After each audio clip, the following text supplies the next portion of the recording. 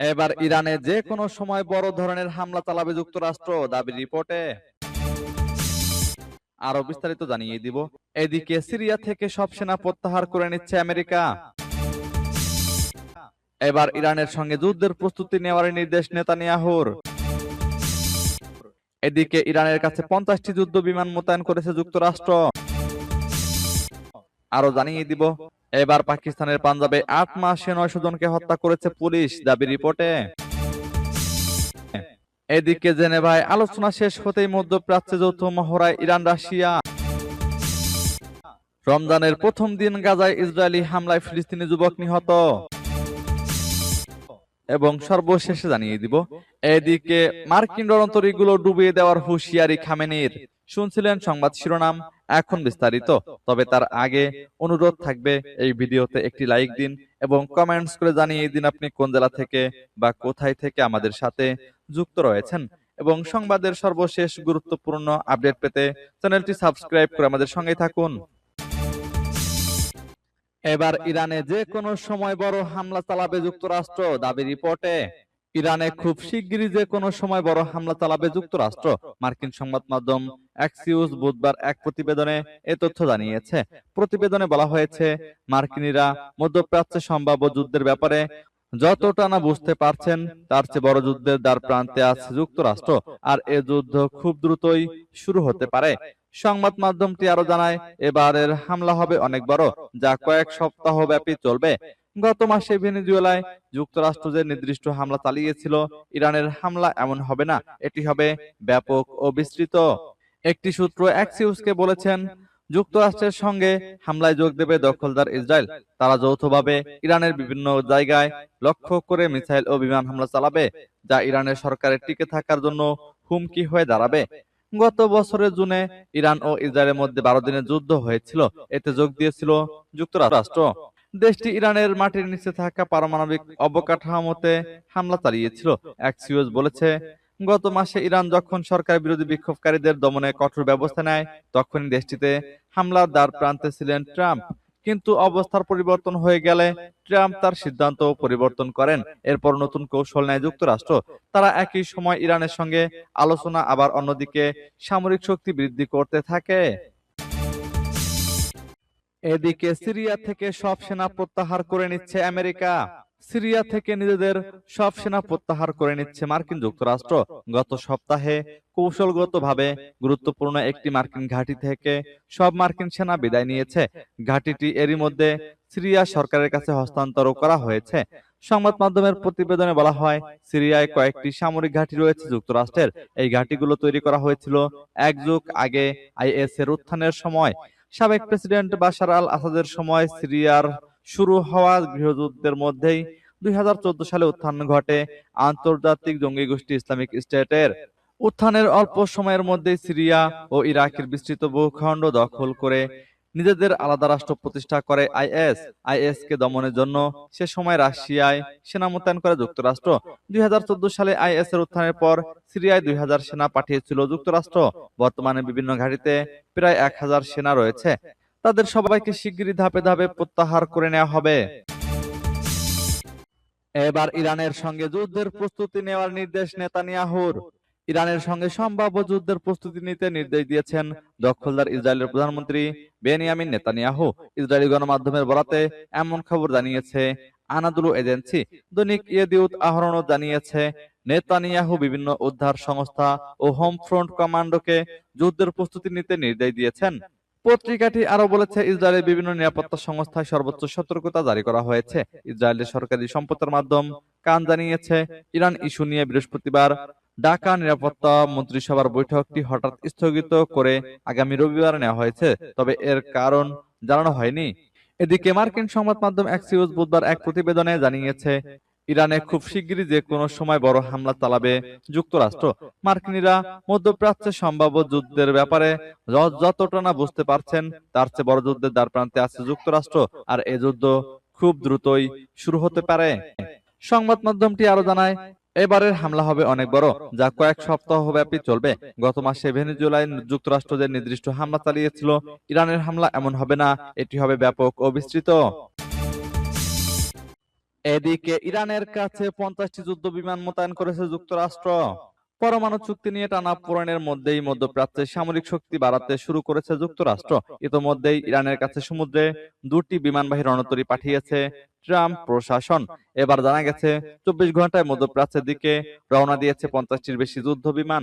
স্বাভাবিকভাবেই এই ঘটনায় উদ্বিগ্ন বিশ্ব। আশঙ্কা করা হচ্ছে ইরান যদি মাথা নত না করে সেক্ষেত্রে তেহরানে হামলা চালাতে পারে আমেরিকা। যুক্তরাষ্ট্রের হুমকির মধ্যেই ওমান উপসাগরে সামরিক মহড়া চালিয়েছে ইরান। জেনেভায় আমেরিকা ও ইরানের মধ্যে পরমাণু সংক্রান্ত বৈঠক শেষ হয়েছে। তারপরেই ফের উত্তাপ বাড়তে শুরু করেছে পশ্চিম এশিয়ায়। সূত্রের খবর, মার্কিন সামরিক বাহিনী 50টি যুদ্ধবিমান ইরানের খুব কাছেই নতুন করে মোতায়েন করেছে। অন্যদিকে ওমান উপসাগরে রাশিয়ার সঙ্গে সেনা মহড়া চালাচ্ছে তেহরান। ওমান উপসাগর ও ভারত মহাসাগরের উত্তরে তেহরান ও মস্কোর মধ্যে নৌবাহিনীর যৌথ মহড়া হবে আজ বৃহস্পতিবার পর্যন্ত। আর এর ফলেই ইরান আমেরিকার মধ্যে স্নায়ুযুদ্ধ আরো এক ধাপ বেড়ে গেছে বলে মনে করছেন আন্তর্জাতিক বিশেষজ্ঞরা। পাকিস্তানের পাঞ্জাবে 8 মাসে 900 জনকে হত্যা করেছে পুলিশ, দাবি রিপোর্টে। পাকিস্তানের পাঞ্জাব প্রদেশে বিগত 8 মাসে অন্তত 924 জনকে হত্যা করেছে দেশটির পুলিশ। এসব হত্যাকাণ্ড গত বছরের এপ্রিল থেকে ডিসেম্বর পর্যন্ত চালানো হয়েছে। পাকিস্তানের শীর্ষস্থানীয় মানবাধিকার সংস্থা human rights commission of Pakistan বিস্ফোরক এই তথ্য জানিয়েছে। খবর আল জাজিরার। রিপোর্টে বলা হয়েছে, বড় এ সংগঠিত অপরাধ দমনের জন্য 2025 সালের এপ্রিলে পাঞ্জাবে গঠন করা হয় ক্রাইম কন্ট্রোল ডিপার্টমেন্ট। এরপর থেকে এসব হত্যাকাণ্ডের ঘটনা ঘটেছে। সিসিডি গঠন করার পর অন্তত 670টি এনকাউন্টার করে 924 জন সন্দেহভাজন নিহত হয়েছেন। গত বছরের নভেম্বরে এমন হত্যাকাণ্ডের শিকার হয়েছে দক্ষিণ পাঞ্জাবের বাহাওয়ালপুর শহরে জুবাইদা বিবির পরিবার। যখন সিসিডির সশস্ত্র কর্মকর্তারা আমাদের বাড়িতে হানা দেয়, তখন তার বাড়ি থেকে সবকিছু লুট করে নিয়ে যায়। মোবাইল, নগদ অর্থ, জুয়েলারি এবং মেয়ের যৌতুকের টাকাও কর্মকর্তারা নিয়ে যান বলে অভিযোগ করেন জুবাইদা। তিনি বলেন, এসব লুটপাটের পাশাপাশি আমার ছেলেদেরও নিয়ে যায় তারা। আল জাজিরা তাদের প্রতিবেদনে জানিয়েছে, তুলে নিয়ে যাওয়ার 24 ঘন্টার মধ্যে জুবাইদা বিবির পরিবারের 5 সদস্যকে হত্যা করা হয়। এদিকে জেনেভায় আলোচনা শেষ হতেই মধ্যপ্রাচ্যে যৌথ মহড়ায় ইরান রাশিয়া। সুইজারল্যান্ডের জেনেভায় ইরান ও রাশিয়ার সঙ্গে আলোচনা হয়েছে যুক্তরাষ্ট্রের। লক্ষ্য ইরান সংকট ও রাশিয়া ইউক্রেন যুদ্ধের একটি সুরাহা করা। তবে আলোচনার পরই রাশিয়াকে নিয়ে যৌথ সামরিক মহড়া শুরু করেছে তেহরান ও মস্কো। বৃহস্পতিবার মধ্যপ্রাচ্যের ওমান সাগরে এ মহড়া শুরু হবে বলে জানিয়েছে ইরানের বিভিন্ন সংবাদ মাধ্যম। এর আগে হরমুজ প্রণালীতে গত সোমবার মহড়া চালায় ইরানের প্রভাবশালী বিপ্লবী গার্ড কোর। ওই মহড়া ছিল এ অঞ্চলের মার্কিন সামরিক বাহিনীর উপস্থিতির প্রতি একটি চ্যালেঞ্জ। এরপর বুধবার ইরানের সামরিক বাহিনীর মুখপাত্র রিয়ার অ্যাডমিরাল হাসান মাকসুদুল বলেন, ওমান সাগর ও ভারত মহাসাগরে উত্তর অঞ্চলে বৃহস্পতিবার যৌথ মহড়া অনুষ্ঠিত হবে। ইরান ও রাশিয়ার মধ্যে এ যৌথ মহড়ার লক্ষ্য হলো সমুদ্রে নিরাপত্তা বাড়ানো এবং দুই দেশের নৌবাহিনীর মধ্যে সম্পর্ক জোরদার করা। তবে কতদিন ধরে এ মহড়া চলবে তা স্পষ্ট করেননি হাসান মাকসুদুল।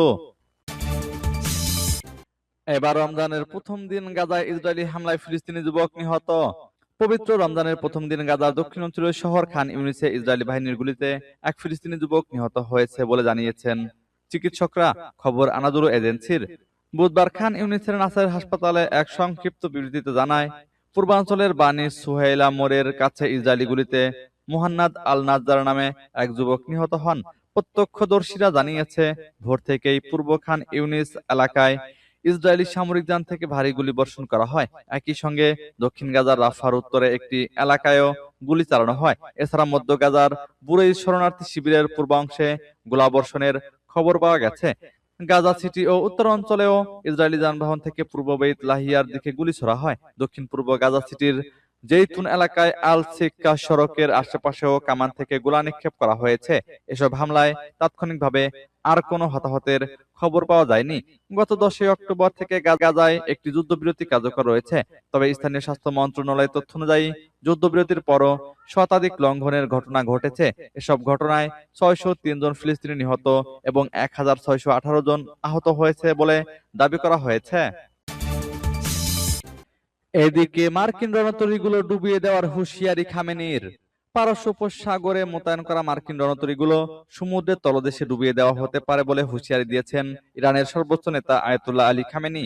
ওয়াশিংটন ও তেহরানের মধ্যে যখন সুইজারল্যান্ডের জেনেভায় পরমাণু আলোচনা শুরু হয়েছে, ঠিক তখন খামেনি এ সতর্কবাণী উচ্চারণ করলেন। আনাদুলু এজেন্সির বরাতে এ তথ্য জানা গেছে।